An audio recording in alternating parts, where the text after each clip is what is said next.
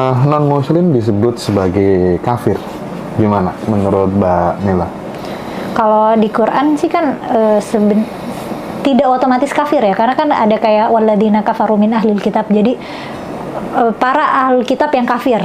Jadi ada juga nih orang ahli kitab, maksudnya orang Yahudi dan Nasrani yang dianggap beriman juga dan diterima di surga juga gitu. Itu ada juga di Quran. Ini mungkin yang perlu kita ingat ya, Quran itu kan turun selama 22 tahunan. Jadi selama 22 tahun itu dinamika sosial tuh sudah banyak berubah. Itu makanya ada ayat yang kontradiktif satu sama lain. Ada ayat yang menunjukkan bahwa orang-orang di luar Islam yaitu kafir, yaitu mereka penghuni neraka, yaitu mereka harus kita musuhi. Tapi ada juga ayat-ayat yang tidak sekeras itu gitu. Ada ayat yang bilang tidak semua mereka kafir, dan mereka yang percaya, ya meskipun tidak beragama Islam tapi mereka percaya pada Nabi, mereka masuk surga juga gitu. Dan ya ini jadi polemik ya. Aku ngelihatnya di masyarakat yang majemuk kayak di Indonesia, perbedaan-perbedaan ini tuh nambah-nambahin konflik sebenarnya. Bukan menguatkan identitas kita hancur, konflik meningkat. Oke. Ya, puji nama Tuhan, jumpa lagi bersama saya di channel Teva Kreatif. Sahabatku, pada kesempatan ini kita akan melihat sebuah diskusi yang sangat luar biasa dari Ibu Kumaila.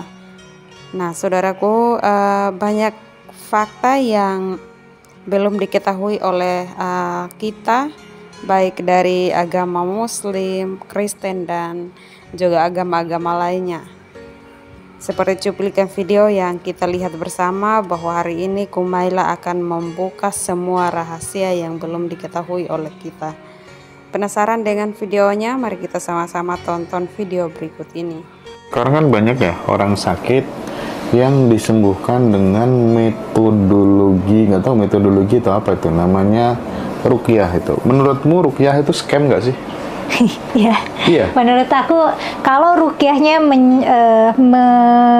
menjamin kesembuhan, aku rasa itu pasti scam. Tapi kalau ruqyahnya cuma kayak doain doang gitu, misalnya kan kadang ini kan kita kondisi apa aja bisa diruqyah ya. Misalnya aku datang ke praktisi ruqyah, aku bilang aku belakangan moodnya suka gampang sedih, terus dia doain aku, terus habis itu aku jadi semangat lagi, kan bisa aja. Tapi kalau misalnya aku punya tumor gede gitu di tangan aku, terus aku minta diruqyah, terus dia misalnya jualan madu kayak garam kayak minyak kayak, terus dia bilang nih kalau dipakai 3 minggu sembuh gitu, ya itu pasti scam. Karena sebenarnya ruqyah itu kan secara bahasa kan artinya mantra. Itu memang tradisi lama. Ruqyah itu udah ada dari sebelum zaman Islam, dan Nabi itu pernah mengharamkan ruqyah. Tapi masyarakat tetap mempraktikkan ruqyah anyway, ya mungkin karena nggak ada alternatif lain gitu. Ruqyah itu kan praktek yang dipercaya kita bisa nyembuhin penyakit dengan ruqyah, nyembuhin sihir dengan ruqyah, menangkal sihir dengan ruqyah. Pokoknya segala masalah yang saat itu belum diketahui cara menangkalnya atau cara menyembuhkannya, ya ruqyah aja gitu. Bahwa Nabi meninggalnya diracun. Itu gimana Mbak ceritanya gitu? Sebenarnya bukan ini ada cerita Nabi, ada hadis Nabi bercerita kalau badannya masih sakit-sakit sejak makan atau minum ya? Makan ya? Makan deh, makanannya diracun oleh seorang perempuan Yahudi yang dia tuh punya dendam ke Nabi karena orang-orang di klannya, orang-orang di sukunya tuh kalah perang sama pasukan Muslim. Terus ya Nabi berangsur-angsur kesehatannya menurun, terus meninggal. Ya, apakah itu penyebab utamanya, satu-satunya penyebab utamanya aku nggak tahu. Tapi memang ada testimoni Nabi sebelum meninggal, menjelang meninggal tuh beliau bilang setelah makan itu tuh aku masih sakit sampai sekarang gitu. Kalau dari sisi Mbak Kumaila sendiri, gimana kemudian misalnya diracun nih? Rasulullah kan terbimbing oleh Tuhan gitu, harusnya kan ada suara gitu dari dalam gitu, jangan dimakan. Itu ada sesuatu yang nggak bener gitu. Nabi aja pernah disihir. Ada riwayat Nabi itu pernah disihir. Dia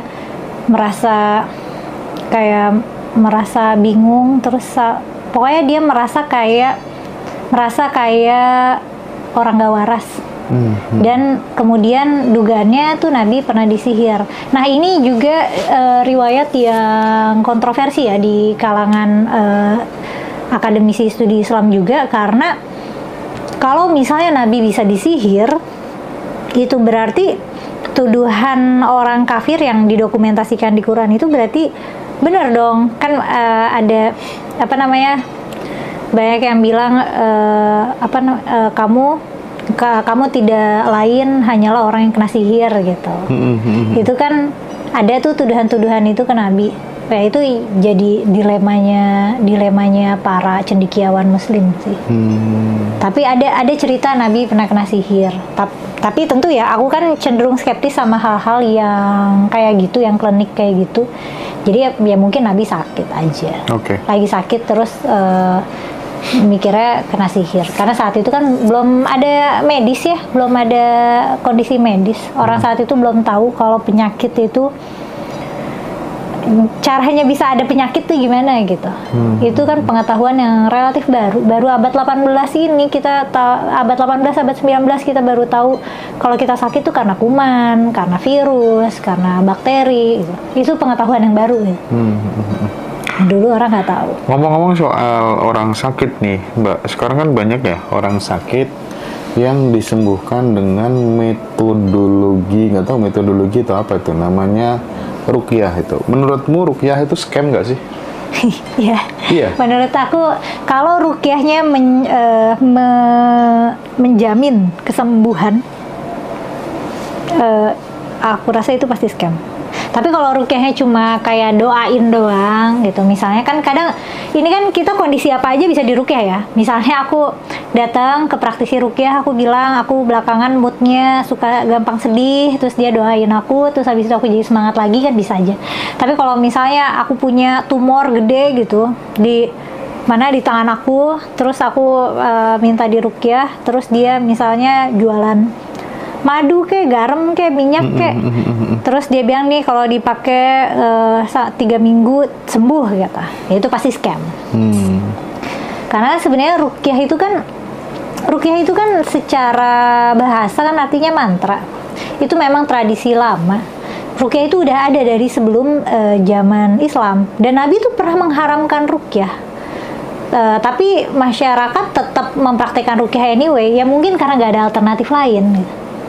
Ruqyah itu kan praktek yang dipercaya kita bisa nyembuhin penyakit dengan ruqyah, nyembuhin sihir dengan ruqyah, menangkal sihir dengan ruqyah. Pokoknya segala masalah yang saat itu belum diketahui cara menangkalnya atau cara menyembuhkannya, ya ruqyah aja gitu.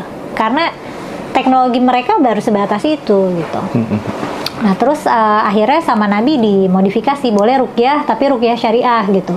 Jadi yang dibaca adalah ayat Quran gitu, dan minta pertolongannya ke Allah gitu, bukan baca-baca mantra gitu. Dan udah nggak boleh lagi tuh jimat-jimat ruqyah. Jadi sebenarnya itu praktek lama, ruqyah itu adalah praktek lama yang ada karena saat itu belum ada dokter, belum ada ilmu kedokteran. Dan belum ada psikolog dan psikiater ya. Jadi kalau misalnya kita kayak bingung, gamang gitu, kita juga datangnya ke praktisi ruqyah. Iya, oke. Karena kan sekarang lagi rame gitu ya. Meskipun setelah di ruqyah juga balik lagi sakitnya banyak yang kayak gitu. Iya, karena kan ruqyah itu tidak punya metodologi yang jelas. Nih semua kondisi bisa diakomodir oleh ruqyah, yang mana implementasi ruqyah itu kan tidak bisa diukur. Kalau misalnya obat, misalnya kita ke dokter terus dikasih obat, nanti kan kita ada kontrol kan. Nanti setelah obatnya habis, coba datang kontrol ya. Nanti diobservasi apakah obatnya memang efektif atau enggak. Sedangkan ruqyah kan kalau misalnya nih minum madu selama 2 bulan nanti datang lagi masih gini apa enggak, dia kan tidak bisa membuktikan seberapa efektif madunya itu. Kalau misalnya di dokter di rumah sakit kan kita bisa di follow up, coba ambil tes darah gitu, atau tes ya apalah, detak jantung atau tekanan darah kayak gitu tuh bisa dicek gitu apakah sudah membaik atau belum. Kalau rukyah kan nggak cuma ada komentar bagusnya. Apa? Kumaila itu waras. Yang nggak waras tuh yang ngundang dia jadiin narasumber gitu ya. Kenapa? Aku maksudnya nggak waras. Karena aku masih nggak Karena tahu. ngundang dirimu jadi narasumber katanya. Kenapa itu nggak waras? Kumaila itu waras. Yang nggak waras tuh yang ngundang jadiin dia sebagai narasumber katanya. Kamu baru tahu kalau aku nggak waras. Aku masih nggak ngerti kenapa Mas Hendra dibilang nggak waras. Okay. Karena akan Gini, menarik aku pengen apa ya? Pengen tips yang masuk akal dari Mbak Kumaila gitu. Kadang kan gimana ya Mbak ya? Tidak semua orang yang kita anggap suci itu bisa dipercaya gitu. Kenapa? Karena aku tuh sering berjumpa di Jakarta kan banyak teman gitu. Mas Hendra, ini tak tunjukin fotonya cewek, iya kan? Ini dia selingkuhannya Habib ini. Nah, itu kan banyak case-case kayak gitu ya. Jadi ternyata Habib itu zina, oknum ini ya, oknum ya. Banyak yang zina yes, alkohol yes, babino.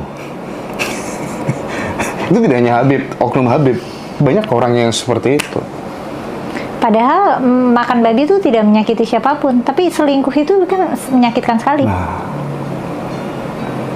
Nggak tahu nih, nggak ngerti nih sama prioritas hierarki dosa.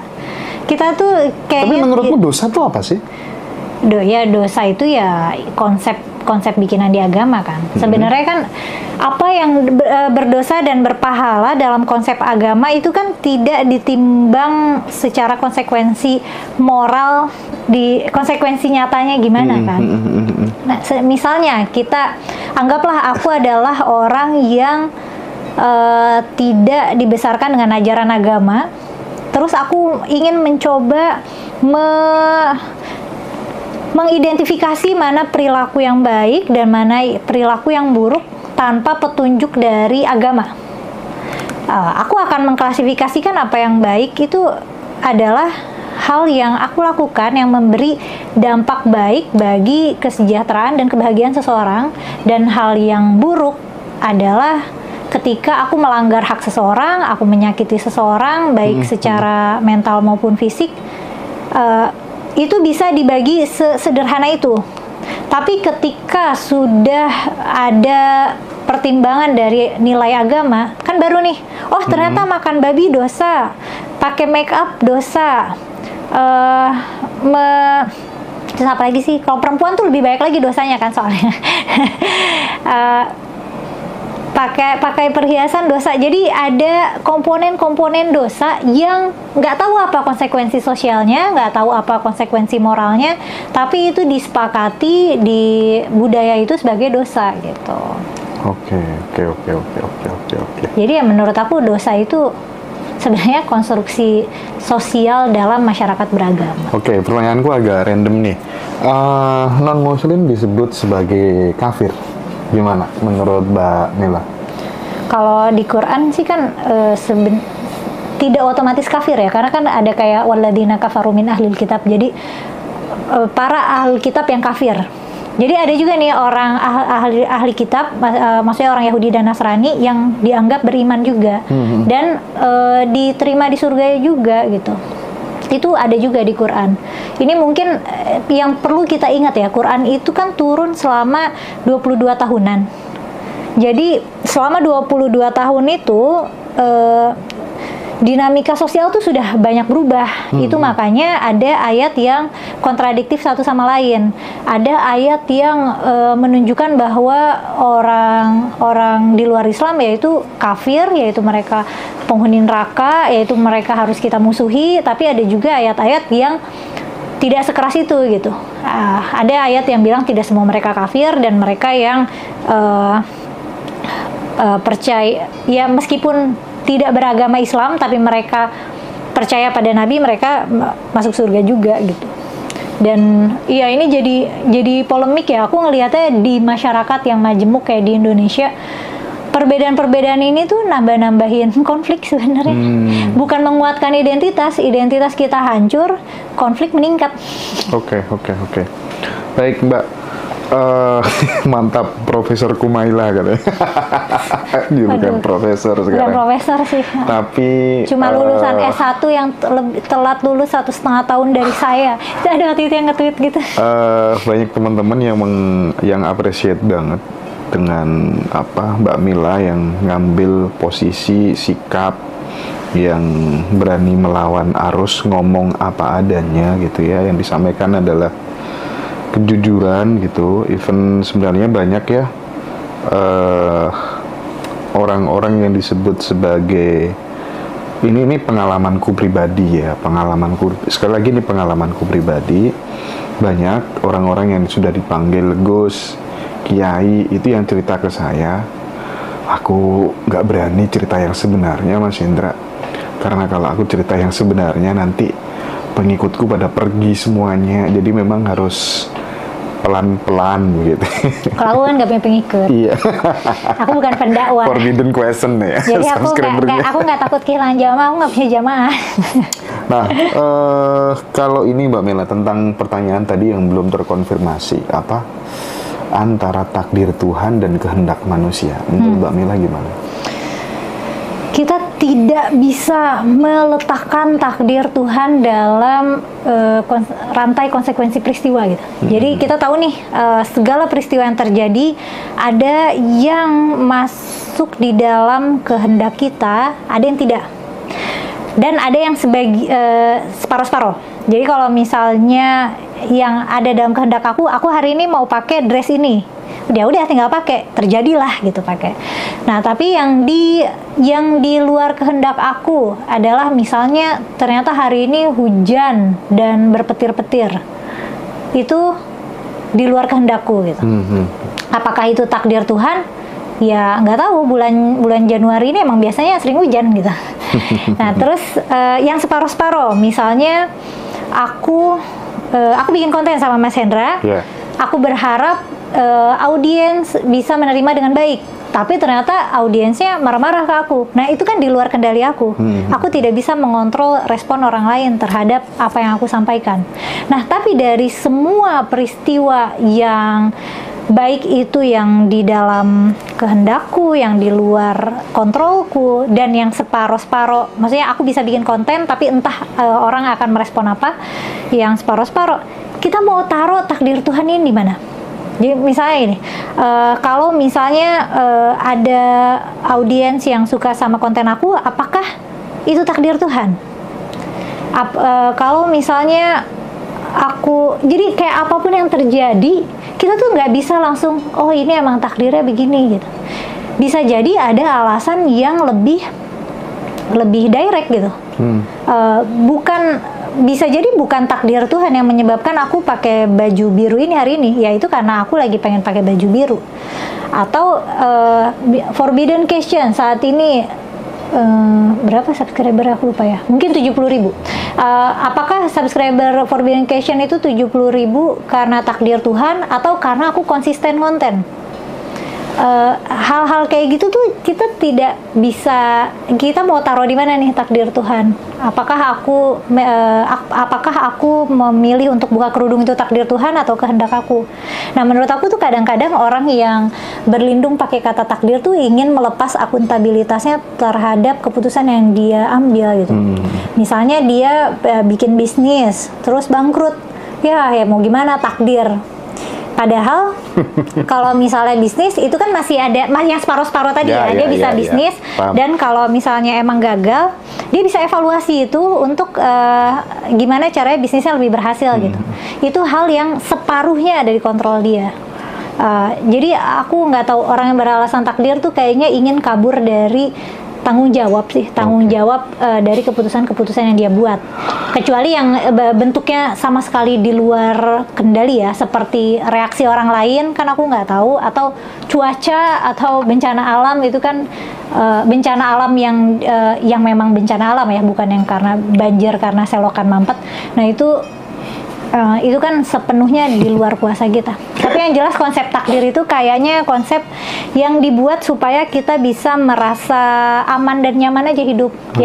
Misalnya kalau aku lahir di keluarga yang miskin, supaya aku tidak berlama-lama mengasihani diri, ya ampun ini orang tua aku miskin banget, rumahku jelek, atau aku nggak bisa jajan. Tapi akan lebih nyaman kalau ini takdir Tuhan, ada yang ingin Tuhan sampaikan ke aku karena Tuhan sudah menggariskan hidupku kayak gini gitu. Ini katanya teman-teman, gila baru ini gue nemu muslim yang cerdas gitu. Pertanyaan forbidden host, agama Islam bisa hidup berdamai dengan agama apa? Aku jadi ngerasa juga. Aku boleh cerita gak? Boleh dong. Beberapa tahun yang lalu ada seorang teman yang bilang ke aku, orang Islam tuh ini ya kasar-kasar gitu, jahat-jahat dan bodoh-bodoh gitu. Nah waktu itu mungkin dia ngelihatnya dari abis ngelihat, kan pernah tuh ada masanya orang Islam tuh kayak galak banget ya nggak sih, yang demo berjilid-jilid, kerjanya caci maki terus di sosial media.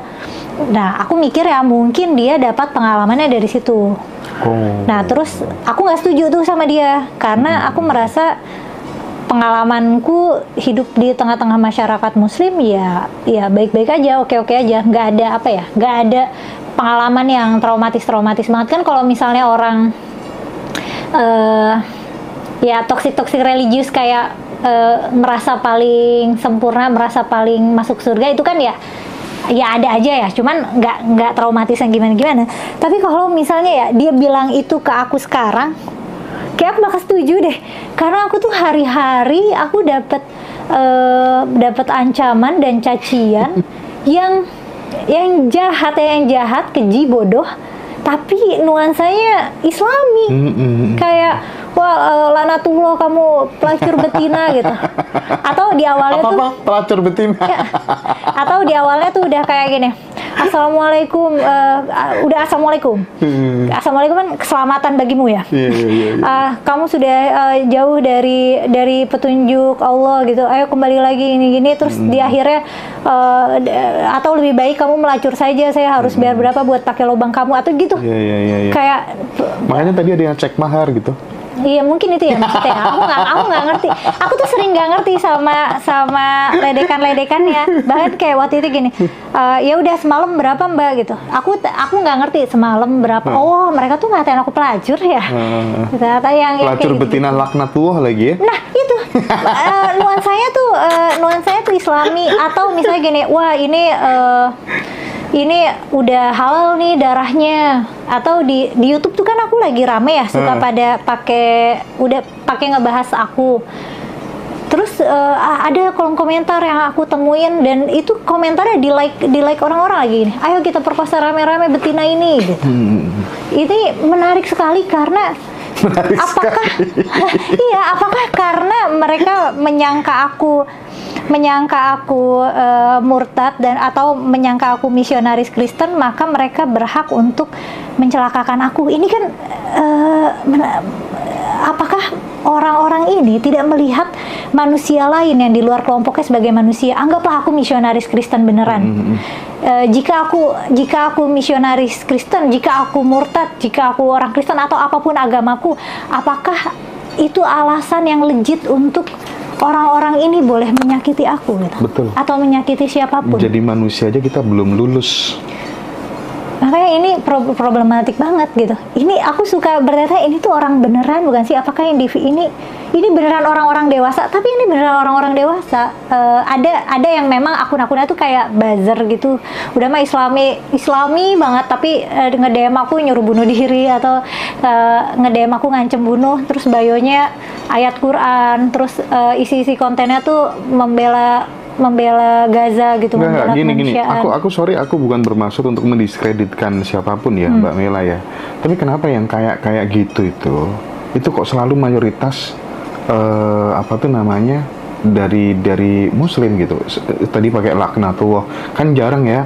Misalnya orang Hindu kayak gitu, orang Buddha kayak gitu. Ini sekali lagi aku bukan bermaksud untuk kemudian mengkomparasikan, mendiskreditkan, enggak. Cuman kok kebanyakan begitu, apa yang salah dengan apa yang selama ini salah yang kita pelajari sebagai seorang Muslim sehingga kita ketika enggak bisa menerima sebuah perbedaan gitu loh. Kayak kita tuh merasa paling benar sendiri aja gitu. Gimana tuh, Mbak? Nah, ini juga aku nggak tahu, dan ternyata ini tuh bukan di Indonesia doang ya. Orang-orang yang mendapatkan ancaman pembunuhan dengan semangat Islami itu juga ya orang-orang lain gitu, bahkan akademisi-akademisi gitu. Nah, aku juga nggak tahu, Mas Hendra, apa yang salah. Ada beberapa yang aku pikirin dan kayaknya pengen aku kontenin gitu, yang salah dari pendidikan Islam. Tapi belum rampung karena aku masih mengamati gitu. Kenapa kayak gini, dan yang ini datangnya Islam, dan apakah itu makanya ada Islamofobia, tapi nggak ada Kristenfobia, Buddhafobia, tuh nggak ada. Tapi jangan-jangan apa karena dia memahami ajaran-ajaran Islam hanya sebatas level kulit saja gitu. Dia tidak masuk pada ke intisarinya gitu. Hanya level syariat aja gitu. Dan itu juga bisa terjadi ketika kemudian dia beragama Hindu hanya sebatas kulit, beragama Kristen hanya sebatas kulit, dia juga akan melakukan hal yang sama gitu. Merasa bahwa orang Islam adalah domba-domba yang tersesat misalnya gitu kan. Jadi karena nggak mau naik level gitu. Jangan-jangan sebabnya ketika memahami agama itu dia nggak mau naik level gitu, nggak mau masuk ke perasannya gitu, Mbak. Aku mungkin milihnya bukan hanya di kulit ya, tapi lebih dia milih-milih ajaran agama yang bisa membenarkan rasa benci dia aja dan membenarkan prasangka dia aja. Dan benar, jadinya nggak mau mendalam. Beragama nggak bikin dia jadi lebih pintar dan nggak bikin dia lebih bermoral. Dan aku nggak, kan Islamofobia itu kan takut sama Islam ya. Nah, selama ini kan aku dikasih tahu nih, Kumaila Islamofobik, padahal di sisi lain orang-orang banyak yang memuji karena aku berani gitu. Tapi seiring dengan banyaknya ancaman yang aku terima dari akun-akun Islami yang isinya dakwah, akun-akun dakwah, atau kayak cacian yang aku terima dari youtuber ustadz gitu.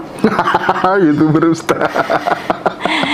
Dari ustadz youtuber itu aku jadi kayak, wah, aku tuh punya banyak sekali alasan untuk takut sama Islam.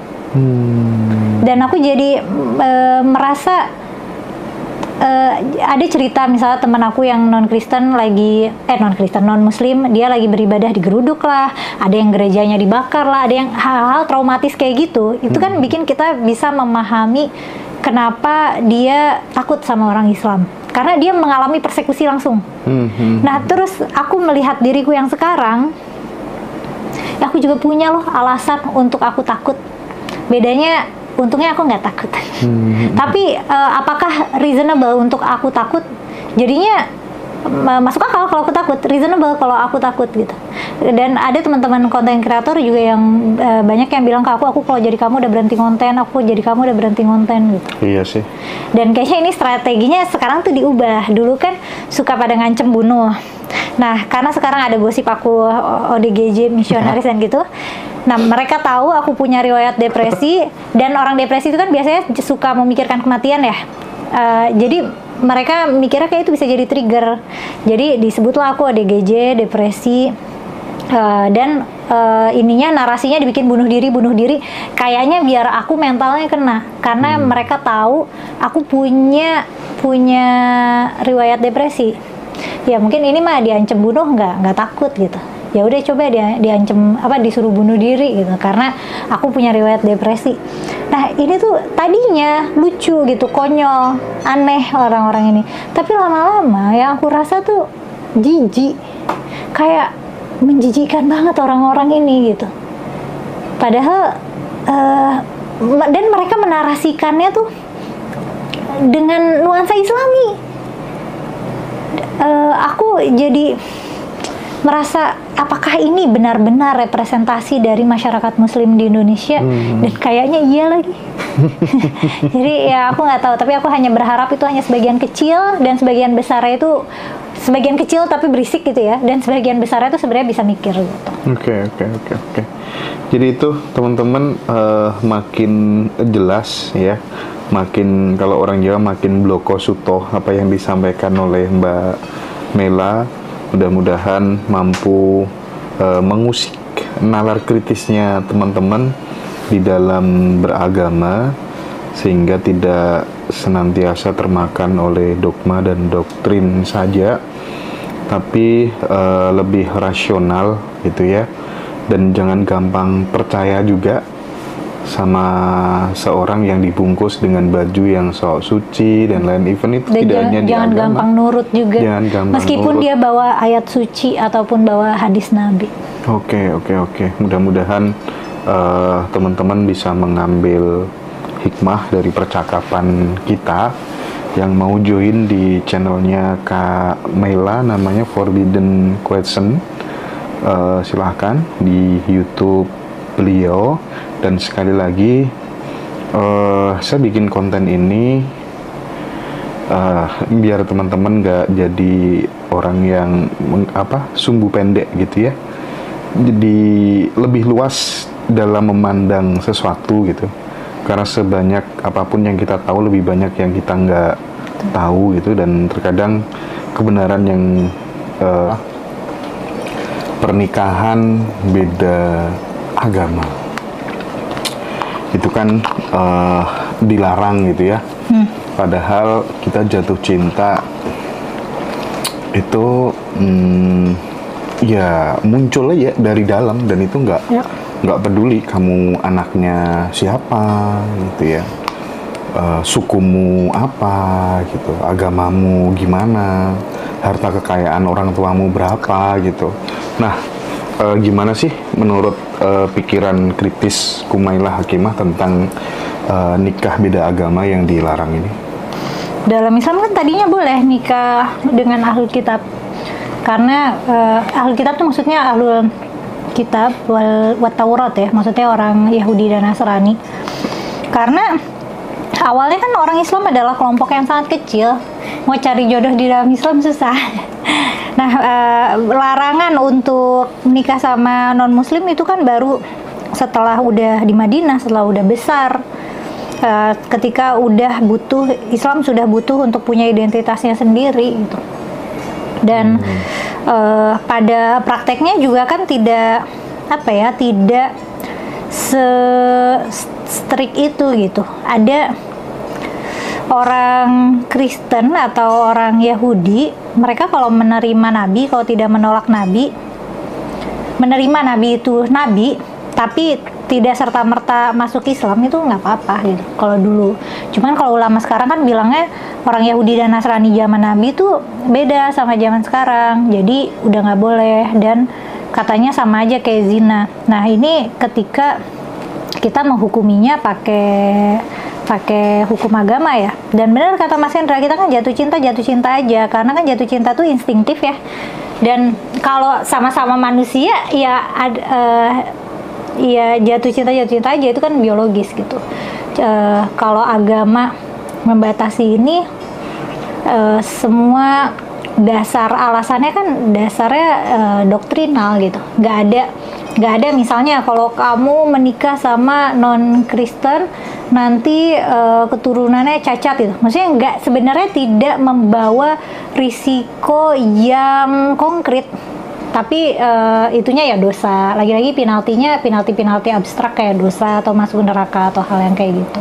Itu kalau aku ngelihatnya sih itu adalah bagian dari cara agama mengontrol perilaku masyarakat secara masif dengan membuat aturan-aturan dengan konsekuensi yang abstrak gitu, yang tidak bisa kita timbang gitu. Karena Islam, terutama Islam nih kayaknya memang sangat khawatir, kayak punya kekhawatiran berlebih, insecure berlebih makanya punya rasa permusuhan yang tinggi juga ke hal-hal yang mengancam komunitasnya gitu. Eksistensinya. Betul. Dan menurut aku nikah beda agama tuh membuat orang Islam secara umum merasa terancam gitu. Kayak aku nikah sama yang non Muslim, karena dilihatnya orang yang non Muslim adalah orang yang tidak selamat gitu, calon penghuni neraka gitu. Jadi mungkin itu juga bisa dilihat sebagai pengkhianatan gitu. Meskipun sebenarnya kalau kita kesampingkan faktor agama, sebenarnya kan nggak begitu. Itu kan sesederhana, misalnya dia jatuh cinta atau merasa cocok, ingin hidup bersama, dan ya udah gitu. Tuhan, nah di sini juga kita kan jadi bingung gitu. Tuhan menciptakan kita manusia dengan hasrat-hasrat manusiawi, tapi kemudian hasrat-hasrat itu diminta untuk direstriksi, yang mana itu hasrat yang bukan destruktif ya. Kalau misalnya hasrat ingin membunuh orang atau melanggar hak orang lain gitu, tapi kalau yang bentuknya sebenarnya tidak ada kerusakan apa-apa, itu kan sebenarnya menjadi sasaran kritis kita juga gitu. Oke. Kalau kita ngomong soal larangan gitu ya Mbak Mila ya, tentang nikah beda agama, bahkan kemudian tidak sedikit loh mereka yang sangat bahagia menjalani kehidupan itu gitu. Bahkan ada yang mengatakan bahwa cinta lebih tinggi daripada agama gitu kan ya. Nah, larangan-larangan yang kemudian digembar-gemborkan oleh sales-sales agama tertentu lah, kita tidak spesifik ke salah satu agama, bisa jadi di situ ada muatan-muatan kepentingan yang diakomodir lewat agama-agama itu gitu. Dan ini mungkin kalau bisa digeneralisir, jangan-jangan maju tidaknya sebuah negara itu juga ada kaitannya dengan agama gitu. Menurut Mbak Mila gimana? Bisa jadi ada ya. Cuman aku belum punya datanya secara utuh, jadi itu cuma dugaan doang. Terus apakah pernikahan, tadi menarik Mas Hendra bilang cinta itu lebih tinggi di atas agama. Nah, pernikahan dalam Islam, nasihat-nasihat pernikahan gitu ya, dikasih ustadz-ustadz tuh kayak seolah kalau misalnya suami kamu galak ya sabar, kalau suami kamu minta apa nurut. Jadi kayak seolah nih kalau perempuan di dalam pernikahan yang membuat dia menderita, itu ibadah, itu memang kamu harus menderita gitu. Dan ini pernah ada penelitiannya, perempuan-perempuan yang rela berlama-lama dalam hubungan yang tidak membahagiakan, mereka semua religius. Mereka merasa itu perjuangan. Nah, ketika Mas Hendra bilang cinta di atas agama, mungkin orang yang religius bisa bertahan di dalam hubungan yang membuat mereka menderita, dan beneran nih hubungannya langgeng, tapi mereka penderitaannya langgeng gitu. Nah, sedangkan cinta itu kan yang membuat kita punya kapasitas emosi yang lebih ya. Kita jadi punya kapasitas lebih untuk bersabar. Kita sabar sama orang itu ya karena kita cinta. Kita punya kapasitas untuk memahami, kita jadi mau dengerin dia. Kita rela menghabiskan hari-hari kita sama dia. Itu semua kan karena cinta, bukan karena agama. Tapi agama ini berguna buat dia bisa nerima penderitaan. Soalnya kalau misalnya anggaplah aku mencintai seorang laki-laki karena dia baik, terus dia jadi orang jahat nih, cintaku luntur. Ya aku nggak cinta lagi sama dia, aku tinggalin dia. Tapi kalau misalnya aku punya agama, aku religius, aku melihat dia adalah imamku, ini adalah cobaanku, ya aku akan melihat itu jalan yang harus aku tempuh gitu. Aku akan melihat pernikahan itu suci melebihi dari apa yang sebenarnya. Segala hal, segala konsep yang kita sakralkan itu kan sebenarnya tidak sakral, tapi manusia-manusia ini yang menyakralkannya gitu. Tapi ngomong-ngomong soal pernikahan gitu, seolah-olah kita ini kalau yang di negara kita loh ya, di Indonesia gitu ya, kita itu seolah-olah ingin mempertahankan cinta, tapi minta bantuan negara gitu. Ya. Ya nggak sih? Ini ada yang komen menarik gini. Aku dulu gitu Mbak Mila, terlalu religius sampai bodoh terima aja diselingkuhin gitu katanya. Ini menarik ya. Dan biasanya kalau di Islam yang kanan banget, itu malah mereka mendemonize cinta. Dianggapnya cinta tuh dari iblis, dari setan, godaan gitu. Jadi cinta yang baik adalah cinta setelah menikah. Nah, ada nih pasangan-pasangan yang menikah jalur ta'aruf kan, jalur CV, mereka nggak pernah ketemu, tahu-tahu nikah. Aku pernah ada di komunitas seperti itu dulu. Terus pada samawa nggak? Ya tergantung sih. Ya, Tapi aku sempet. Tapi untung-untungan kan sebenarnya. Nah, tidak menjamin juga apakah yang jatuh cinta duluan itu akan bahagia dan langgeng, itu juga nggak jamin. Cuman kalau misalnya perjodohan, aku jadi ketawa 2 kali aku lari dari ta'aruf. Jadi inget masa lalu. Aduh, gila.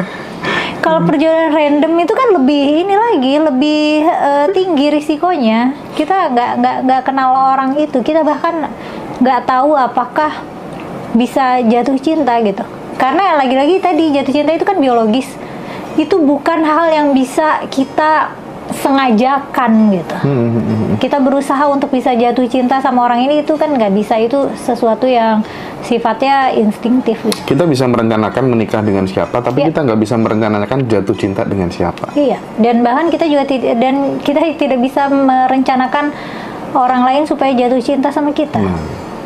Kalau misalnya kita udah baik banget sama orang ini, terus kalau dia cintai luntur, ya luntur aja gitu.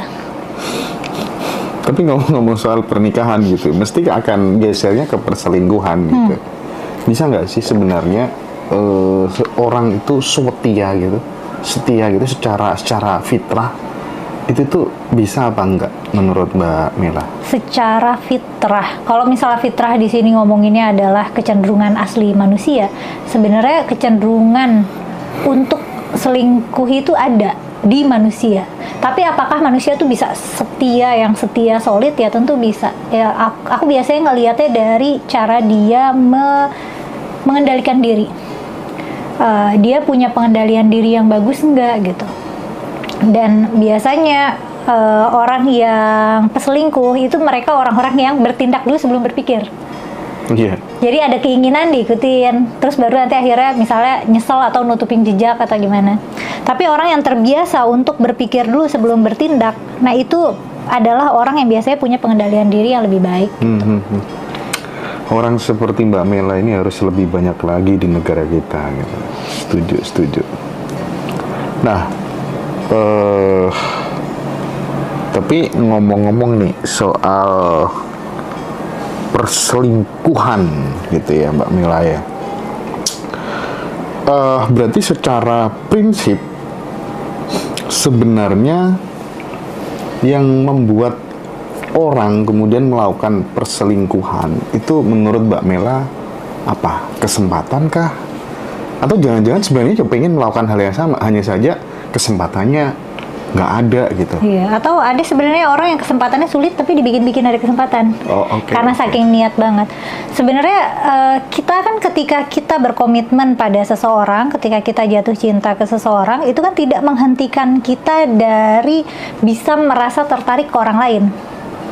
Nah, bedanya actionnya, apakah misalnya aku punya pasangan yang aku komit, kemudian aku tertarik nih sama laki-laki lain, apakah aku akan ngikutin ketertarikan aku ke orang lain, atau ya aku abaikan aja gitu, aku abaikan perasaan aku, nggak aku follow up gitu, nggak diikutin perasaannya, atau aku ceritain aja ke pasanganku, ada orang yang menarik yang bikin aku penasaran gitu.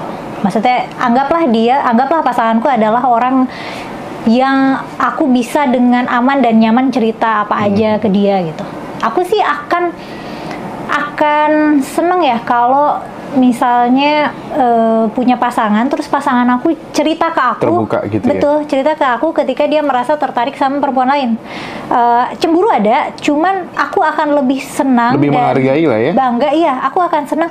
Oh, ternyata dia tuh senyaman itu loh sama aku sampai bisa ceritain ketertarikannya ke orang lain, tapi ceritanya ke aku gitu. Sip. Jarang-jarang tapi kayak gitu ya. Ya. Tapi kalau di Arab orang selingkuh tuh diapakan sih, Kak? Dirajam atau diapakan sih? Kalau di Arab tuh tradisi Arab nih ya, budaya Arab ya, ada rajam, ada kisos. Itu apa sih bedanya? Kisos itu kan hukuman. Dibunuh? Enggak juga, kisos tuh hukuman. Nah, salah satu kisos itu adalah rajam, cambuk. Oke. Aku nggak tahu Arab yang sekarang ya, tapi kalau dulu kan ada public beatings, ada pertunjukannya. Nah, cuman kan masalahnya untuk menerapkan rajam itu susah, Mas Hendra, karena kita harus menghadirkan Fatu biar bahati syuhada, 4 saksi, harus mendatangkan 4 saksi. Dan 4 saksi itu benar-benar menyaksikan, kalau kata Nabi, menyaksikan bahwa benar-benar terjadi penetrasi gitu, bagaikan ember sumur tuh masuk ke dalam sumur gitu. Jadi mereka berempat nih memastikan perzinahan terjadi. Itu kan susah. Orang kan kalau berzina di tempat privat. Berarti CCTV nggak berlaku gitu ya? Nah, mungkin CCTV bisa berlaku kalau di ini modern ya. Cuman kalau di zaman Nabi itu juga susah dieksekusinya. Makanya rajam itu cuma terjadi 2 kali, dan dua-duanya dasarnya adalah pengakuan. Mereka minta dirajam, mereka merasa menyesal dan minta dirajam. Tapi kenapa ada kisos yang hanya kisos tidak berlaku untuk ayah yang ngebunuh anaknya? Kayak itu nggak tahu. Tapi memang begitu. Aturannya memang begitu. Kenapa ya kira-kira ya? Selain ayah terhadap anak, aku agak lupa suami terhadap istri ya, apakah ada kisosnya juga. Tapi budak juga tidak ada kisos. Kalau misalnya aku punya budak, terus aku membunuh budak aku tidak kena hukum kisos, tidak kena hukum. Kan kisosnya itu adalah ini, hukum mati. Kalau nyawa dibayar nyawa. Atau kalau aku nyelakain orang, kisosnya itu misalnya aku, itulah yang wasin nabi sini, kalau gigi balas gigi, itu lex talionis itu. Kan tradisinya begitu. Jadi kalau aku bunuh orang, berarti aku harus dibunuh juga. Cuman ada pengecualian kayak gitu. Ada kok di kitab-kitab fikih, dan memang disadurnya dari sabda Nabi. Entah apa alasannya. Nggak pernah ada penjelasan. Dan memang kan sebenarnya di masyarakat Arab saat itu sangat hierarkal banget ya. Kayak perempuan tuh ya memang masyarakat kelas kedua gitu, dan anak-anak itu adalah milik orang tuanya. Konsep anak-anak ini adalah individu sendiri dan bukan perpanjangan orang tua, kan ini kan konsep parenting modern. Kalau parenting dulu kan orang tua anak ngikutin apa kata orang tua gitu. Tapi ada kan banyak ya subscriber Ngaji Rasul itu yang ceritakan ketika dia ditugaskan jadi bidan di sana gitu ya, bagaimana orang-orang Arab itu melihat wanita, caranya menatap dan lain sebagainya itu banyak yang negatif dari cerita-cerita itu. Bahkan tidak sedikit orang-orang yang beribadah haji, wanita dari Indonesia, terus kemudian dia sendirian tanpa suaminya, dapat pelecehan seksual ketika lagi bareng-bareng lempar jumroh yang apa gitu prosesinya gitu ya.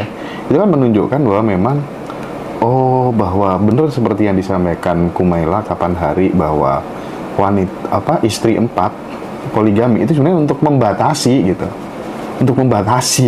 iya nggak? Karena apa yang membedakan orang Arab sama misalnya sebut aja misalnya kayak orang Jawa gitu, orang Indonesia gitu, apa yang membedakan hasratnya lebih tinggi mereka untuk melakukan hubungan seksual? Menurutmu apa? Karena faktor apa?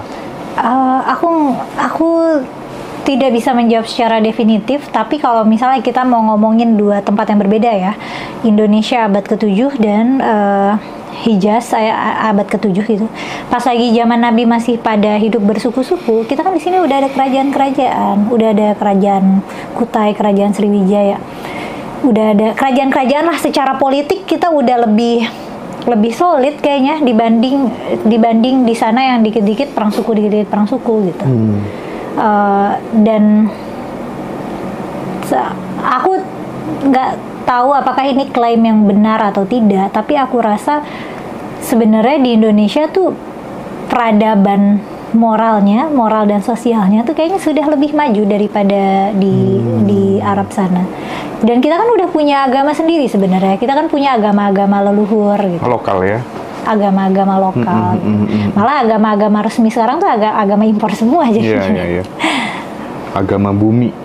Gitu iya benar. Biasanya memang manusia-manusia masyarakat tropis tuh Tuhannya itu alam gitu kayak. Ya makanya kan mbah-mbah kita yang masih hidup sekarang gitu kan sering kan mengatakan bahwa sebelum adanya agama-agama impor itu masuk, orang Jawa tuh udah menemukan Tuhan, udah menemukan Gustinya sendiri, udah ketemu ini itu dan lain sebagainya gitu.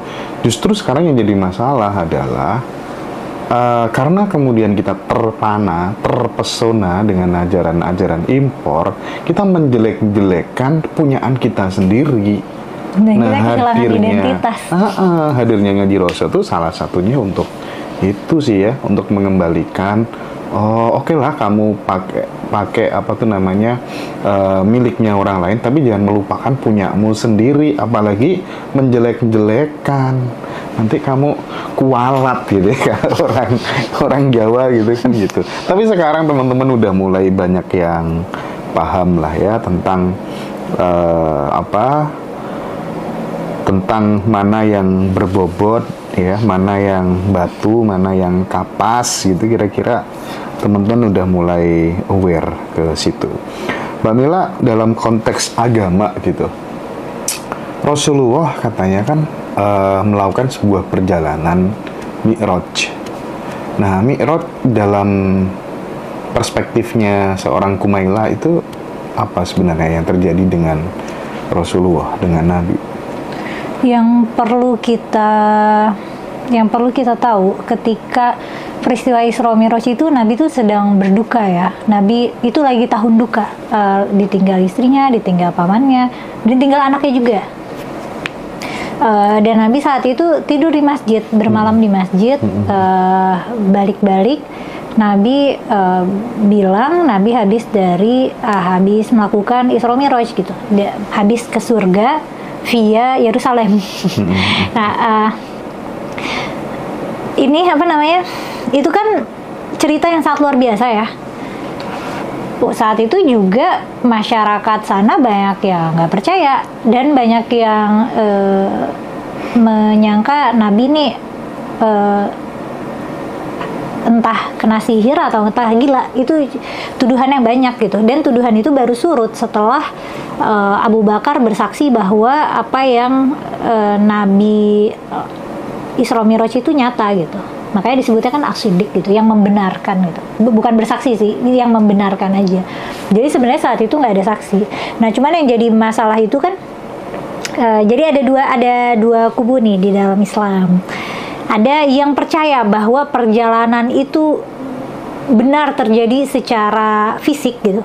Karena kalau misalnya kita tidak mempercayai itu, berarti kan iman kita kurang dong. Berarti kita nggak percaya kesaksian Nabi. Nah, ada kelompok orang yang merasa, oh ini kan nggak mungkin gitu. Nggak mungkin dalam semalaman bisa ke Nabi, kan berarti dari Madinah ke dari Mekah atau dari Madinah ya?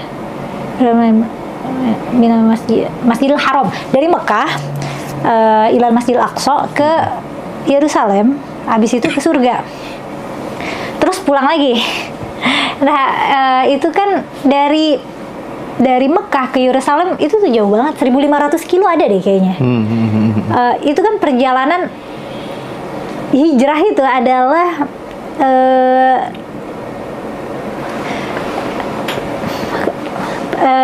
hijrah itu mahal, berhari-hari dan bisa memakan korban nyawa. Nah, Nabi sebenarnya nggak pernah kemana-mana selain ke Madinah. Nabi belum pernah ke Yerusalem.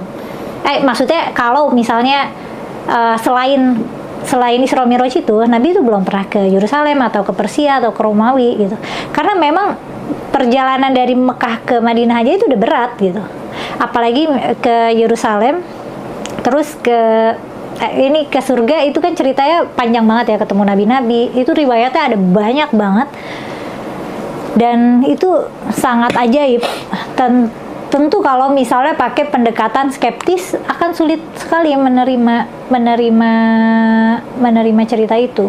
Cuman ada sebagian ulama kita yang merasa Isra Mi'raj itu bisa kok diimani sebagai perjalanan ruh gitu. Jadi Nabi itu kesana tuh ya ruhnya yang berjalan gitu. Nah itu juga tapi dibantah kalau misalnya kita tidak percaya Nabi secara fisik memang mengendarai buruk gitu ke surga, itu berarti kan kita nggak percaya sama apa yang diceritakan Nabi, karena Nabi menceritakannya sangat deskriptif kan, di langit keberapa ketemu siapa, langit keberapa ketemu siapa, terus ada ketok pintu segala, ternyata ada Nabi Isa gitu, terus habis itu ada transaksi ritual sholat di situ berapa kali sehari, itu kan ceritanya sangat ekstensif dan panjang. Iya, lobby perintah sholat.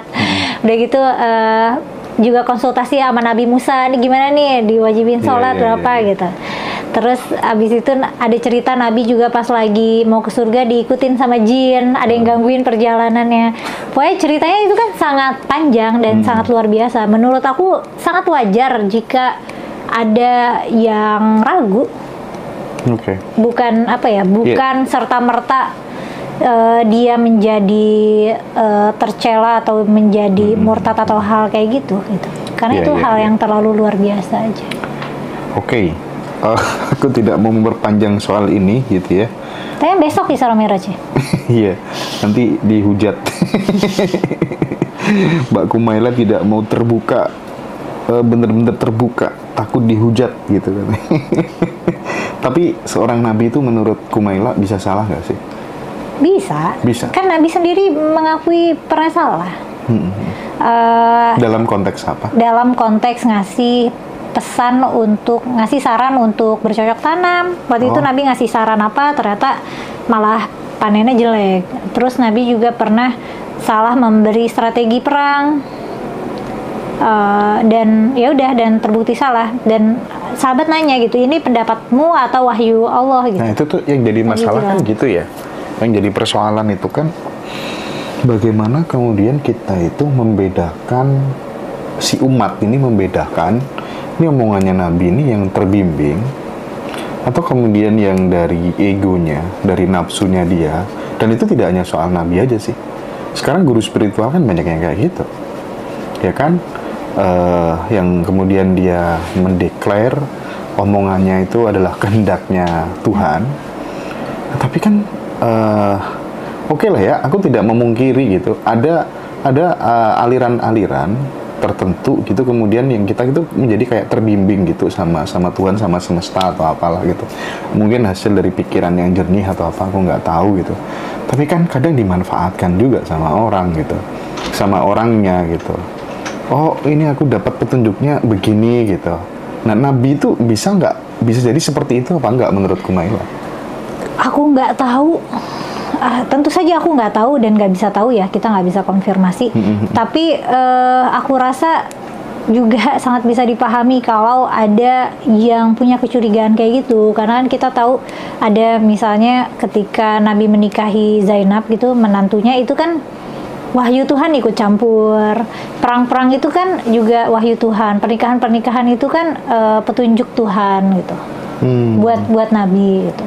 Jadi kan tuduhannya tentu aku nggak bisa tahu sih. Tapi wajar jika ada kecurigaan kayak gitu. Oke. Nah, tapi meninggalnya Nabi itu katanya diracun. Bener apa enggak, Mbak? Itu ada hadisnya kok. Benar. Nanti kita bahas detail di segmen terakhir.